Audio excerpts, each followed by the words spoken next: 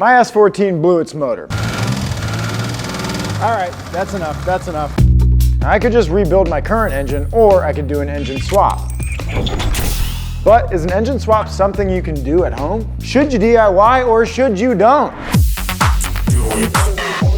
Don't do it.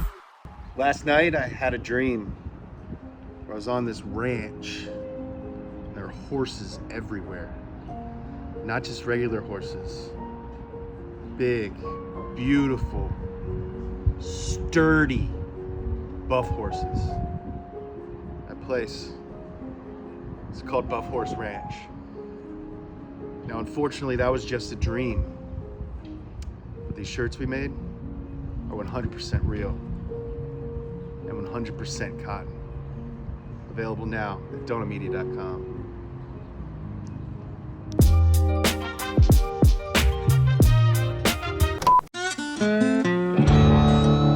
So if you don't already know, this Nissan 240SX is mine. And it used to have a sweet RB25 DET straight 6 turbo engine, and well, now it doesn't. It's in pieces on a shelf over there. I've been planning on rebuilding the RB25 and sticking it back in, but since this old girl's been sitting so long, well, I've gotten to thinking about what other engines I could possibly put in here.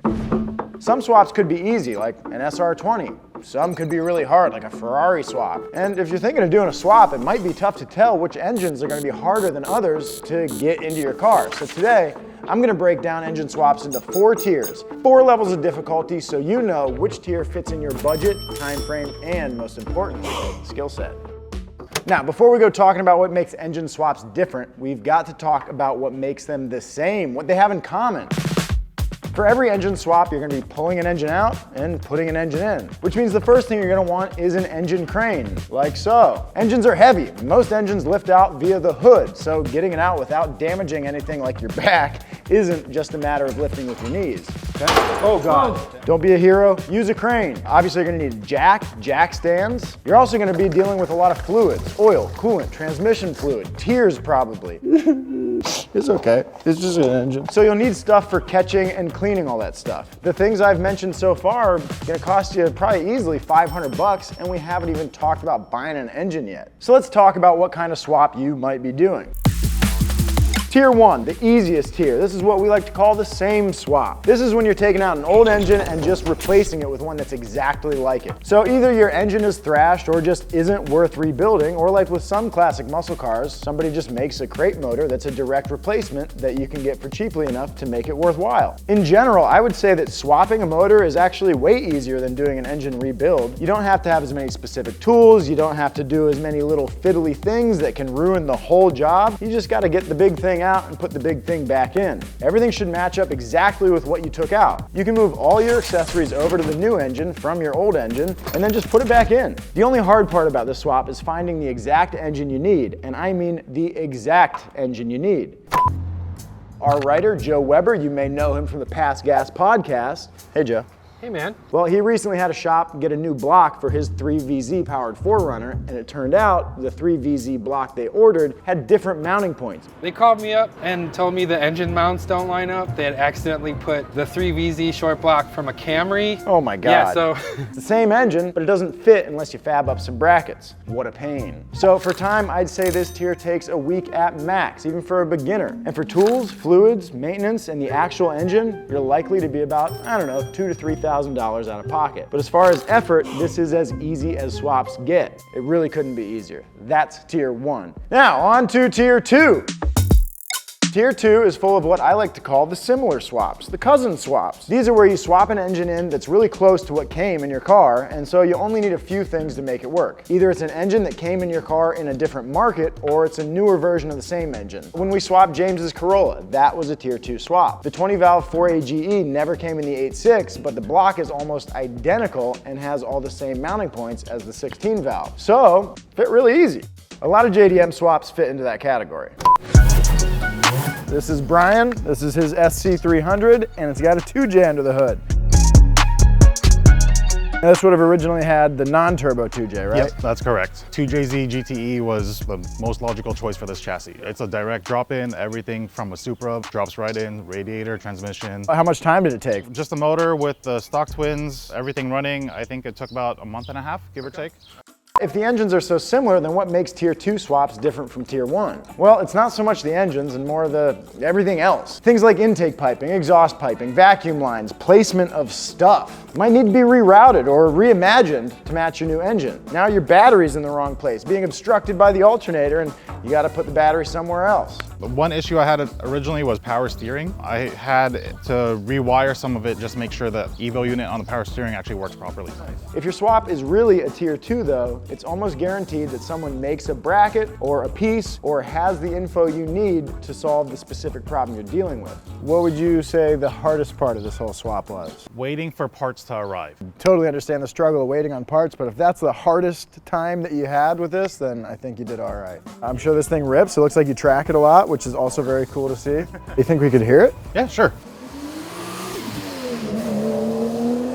Now for Tier 2 swaps, the cost is gonna be pretty similar to Tier 1 swaps, often a little bit more though, because with Tier 2 swaps, you're going after a better engine. But your mileage may vary. There's so many platforms, so many engines out there that these can go either way, relatively cheap or pretty dang expensive. So Tier 2 can be pretty cool while definitely still being doable at home, but what happens if we step it up to Tier 3? Tier 3 is reserved for the kit swaps. These are the engine swaps that were once crazy, once unthinkable even.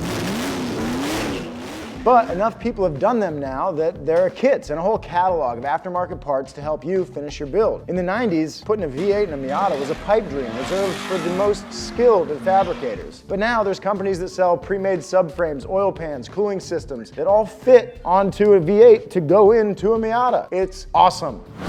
Well, what the heck is this? It started as an S14. Yeah, it looks sort of familiar. I think it classifies as a Tier 3 swap. This is Adam, our shop manager. You've seen him before on the channel, and this is his friggin' drift car, man, and it's sick.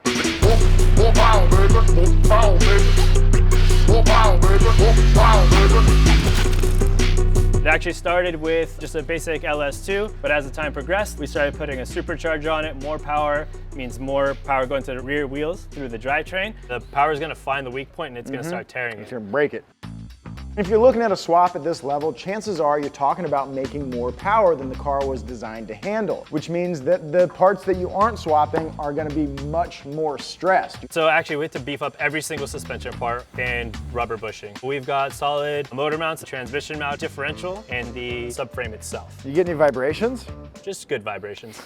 Tier 3 is a very cool tier in my opinion. It opens a lot of doors for a lot of cool engines and a lot of chassis they don't belong in. But it can also be tricky because I think it's easy to look and see, oh, they've got a swap kit for my car. But kits at this level assume a certain degree of skill and ability. Probably need to do some welding, some cutting, maybe a little bit of clearancing or frame notching. And there's a lot more to making a car run and run reliably than bolting it in place. You know, you've got to still figure out ECU, wiring, and all sorts of little odds and ends that add up very quickly. So with the cost of the engine, transmission, and the swap kit, you're probably easily already $5,000 in the hole, and then you're gonna find out that you gotta spend another $2,000, $3,000, $4,000, $5,000 on odds and ends and accessories to get the thing running like you want it to. This is definitely a little bit more time consuming of a swap. Depending on how much planning you do, these can go very smoothly, but if it's your first time, you'll probably run into a few hiccups. So I would say this could take anywhere from 2 weeks to 2 months, realistically, but it is something I think can be done at home. These will take a little bit more effort, certainly from your brain, but in terms of the actual work, very similar to a Tier 2 swap, but you may find yourself needing to do some fabrication on Tier 3, which is a whole nother skill set, and also requires tools that you may or may not have. But like I said, Tier 3 is a very cool swap tier, so the outcome, in my opinion, for a Tier 3 swap can be very cool.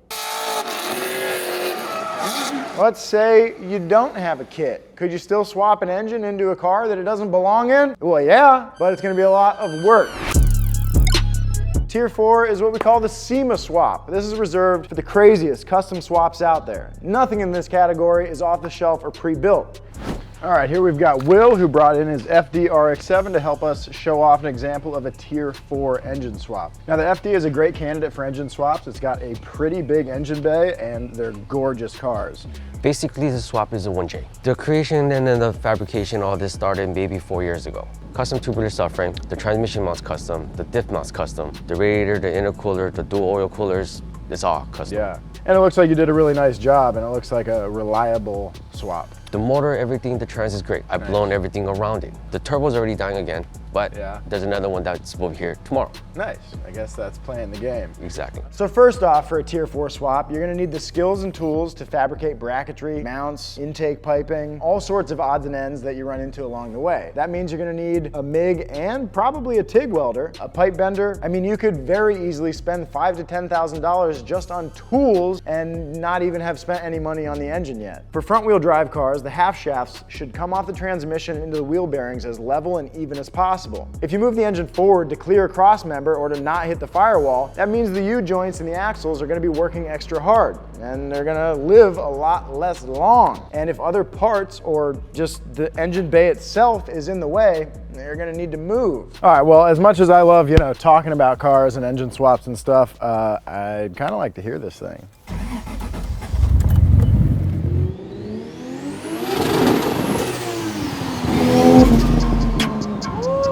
Now, Tier 4 swaps are inarguably some of the coolest swaps in the world, but good Lord are they hard. I've never done a Tier 4 swap and I don't know when I will. It's a lot of work any way you look at it. For cost on a Tier 4 swap, it can be anywhere from $10,000 to $1 million. You can literally spend as much as you want on a Tier 4 swap. You're probably gonna have to pay a divorce lawyer, and if you don't have a prenup, half your money's gone anyway. So honestly, these can get hard, time consuming, and life consuming really. Or they end up just sitting in a corner in your garage for the rest of your life. On time, there's no end. There's literally no end to how much time they can take. Tier 4 swaps are probably some of the most abandoned swaps out there. So while Tier 4 swaps may be the coolest, they're also the hardest. Far and away the hardest and most time consuming. Now for me and this here S14, I think I'm gonna stick to rebuilding the RB25. I've always wanted an S14 with an RB in it, and dang it, I had one for a minute